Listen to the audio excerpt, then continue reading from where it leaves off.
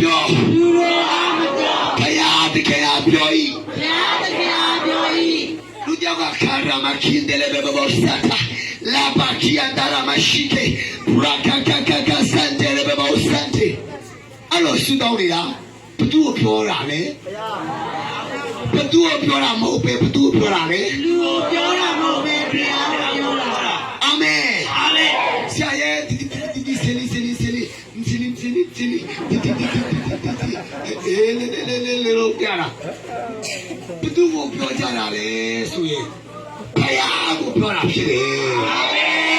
အာမင်အာမင်အဲ့ဒါလူကိုပြောတာမဟုတ်ဘသူ့ကိုပြောတာလေဘုရားကိုပြောတာဟာလေလုယာ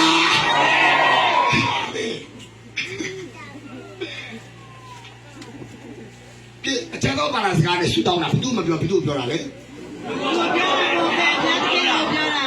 ကျွန်တော်ရောက်ခေါင်းနာကိုမေးတယ်ရောက်ခေါင်းနာသမင်းစားပြီးပြီလားဘယ်လိုမေးတာအဲ့ဒါကိုဦးထုံမနာကဖျားဆရာမကြားရဘူးသူမေးဆရာလို့လားဘာဖြစ်လို့လဲသူကဖျားမသူကတော့ဘာမှမဆိုင်ဘူးဖြစ်တယ်ရောက်ခေါင်းနာနေကောင်းလားလို့မေးတော့ဦးထုံမနာဖျားဆရာမကြားရဘူးပြပြောမေးစရာလို့လားမလို့ဘာဖြစ်လို့လဲကျွန်တော်ဦးထုံမနာကိုပြောတာမဟုတ်ဘူးသူပြောတာလေရောက်ခေါင်းနာကိုပြော